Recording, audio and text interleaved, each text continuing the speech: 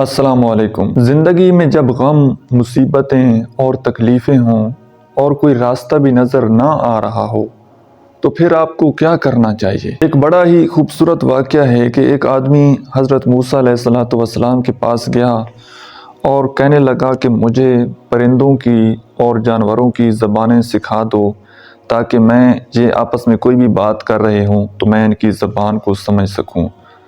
حضرت موسیٰ علیہ السلام نے فرمایا کہ یہ بڑا ہی خطرناک کام ہے، تو اس سے بچ جا تو بہتر ہے۔ بہرحال اس بندے نے ضد کی اور حضرت موسیٰ علیہ السلام کو بار بار کہتا رہا۔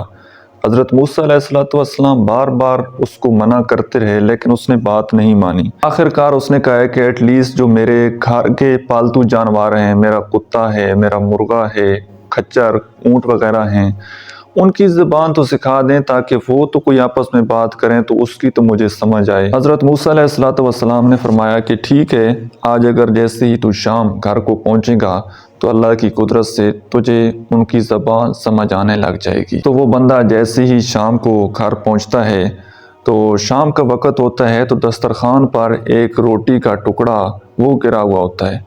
اب مرغے نے وہ روٹی کا ٹکڑا اٹھایا اور چل رہا تھا، پاس ہی کتا بیٹھا تھا۔ کتے نے مرغے کو کہا ہے کہ یار تو کوئی دانے سے اپنا پیٹ بھر لے گا، میں 2 دن سے بھوکا ہوں، یہ ٹکڑا مجھے دے دے۔ مرغے نے کہا ہے کہ تو ٹینشن نہ لے، آج رات تو ویٹ کر، کل مالک کا کھچر مار جائے گا، پھر تو پیٹ بھر کر کھانا۔ مالک نے اس کی بات سن لی۔ دوسرے دن صبح جیسی ہی ہوئی تو مالک نے کھچر کو منڈی پر بیچ دیا۔ تو جیسے ہی پھر دوسرے دن شام کا وقت آیا تو پھر ایک ٹکڑا روٹی کا گرا ہوا تھا۔ تو مرغے نے پھر جیسے ہی وہ ٹکڑا اٹھایا تو پھر کتے نے کہا ہے کہ یار کل بھی تجھ نے جھوٹ بولا ہے کہ کھچر مر جائے گا، اب کھچر تو مرا نہیں، تو میں بھوکا ہوں، یہ ٹکڑا مجھے دے دے۔ تو مرغا آگے سے کہتا ہے کہ میں نے کیا جھوٹ بولنا ہے، ہم تو بے ٹائمی آذان بھی دیں تو ہماری گردن اڑا دی جاتی ہے۔ دراصل مالک نے وہ کھچر بیچ دیا ہے اور جہاں پر بیچا ہے، جن لوگوں نے خریدا ہے، کھچر وہاں پر مر گیا ہے۔ اب خیر تو ٹینشن نہ لے، کل مالک کا اونٹ مر جائے گا۔ مالک نے ان کی یہ بات چیت بھی سن لی اور دوسرے دن اونٹ کو بھی بیچ ڈالا۔ اب یہ بندہ نا بڑا خوش تھا اندر ہی اندر میں کہ میں نے اپنے آپ کو نقصان سے بچا لیا، مجھے ان کی زبان سمجھنے میں بڑا فائدہ ہوا کہ میں نقصان سے بچ جاتا ہوں۔ تو وہ بڑا خوش اور بڑا حشاش بشاش کہ میرا بڑا فائدہ ہو گیا زبان سیکھنے میں۔ جب تیسرا دن آیا تو تیسرے دن بھی شام کو دسترخوان کے اوپر ایک ٹکڑا روٹی کا پڑا ہوا تھا۔ جیسے ہی مرغے نے وہ ٹکڑا اٹھایا تو کتے نے کہا ہے کہ تو کب تک میرے ساتھ جھوٹ بولے گا، کبھی تو کہتا ہے کہ کھچر مار جائے گا، کبھی کہتا ہے کہ اونٹ مار جائے گا، اب میری تو بھوک سے جان نکل رہی ہے۔ تو مرغا آگے سے کہتا ہے کہ یار دراصل بات یہ ہے کہ کھچر کو اور اونٹ کو مالک نے بیچ دیا ہے، تو تیرے نصیب میں وہ نہیں تھے، اب تو ٹینشن نہ لے، کل مالک کا انتقال ہو جائے گا۔ تو جیسے ہی مالک مرے گا تو مالک کے جو رشتہ دار ہیں، اس کے جو قریب کے لوگ ہیں، وہ اس کی کلخانی کریں گے، تو وہاں پر گائے ذبح ہوگی، تو پیٹ بھر کر کھانا اور عیش کرنا۔ اب مالک کو جیسے ہی یہ بات پتہ لگی تو یہ پسینوں پسین ہو گیا اور دوڑا حضرت موسیٰ علیہ السلام کے پاس، سارا واقعہ بتایا۔ تو حضرت موسیٰ علیہ السلام نے کہا ہے کہ میں نے تو تجھے پہلے ہی کہا تھا کہ یہ کام بہت خطرناک ہے اور تو اس وقت پھر رہا نہیں، اب موت تو تیری آنی ہی آنی ہے، اب تم اس چیز سے بچ تو نہیں سکتے۔ اور وہیں پر ابھی وہ شخص کھڑا ہوا تھا کہ اس کو کہے آئی اور اللہ کو پیارا ہو گیا۔ تو دراصل بات یہ ہے کہ انسان کی زندگی میں جتنی بھی مصیبتیں آتی ہیں، جتنی بھی تکلیفیں آتی ہیں،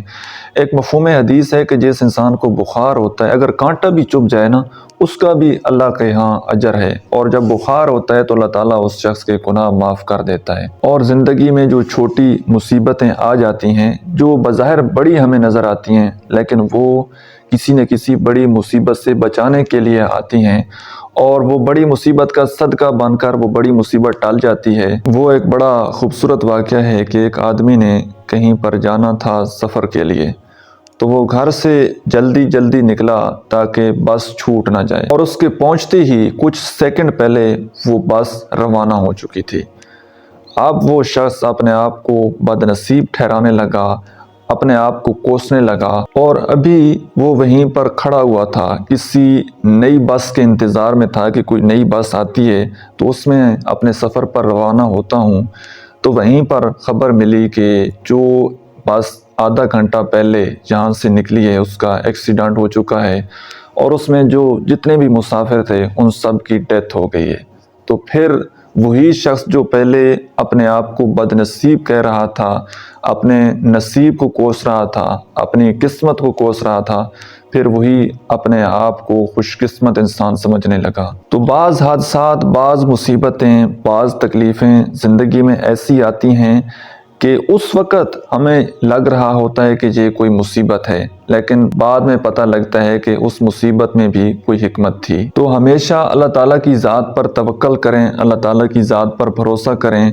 जो भी मुसीबत आ जाए, जो भी तकलीफ़ आ जाए, उस पर सब्र करें और कभी भी शिकवा ना करें, कभी भी ना उम्मीद ना हो, क्योंकि जो भी होता है वो बेहतरी के लिए होता है। अल्लाह ताला इंसान के साथ 70 माओं से ज़्यादा प्यार करता है और जिस इंसान की ज़िंदगी में जितना ज़्यादा शुक्र होता है, जो इंसान अल्लाह की रज़ा में राज़ी होता है, उसको तकलीफ़ इतनी महसूस नहीं होती, क्योंकि उसका अपने रब के साथ एक रिश्ता बना हुआ होता है।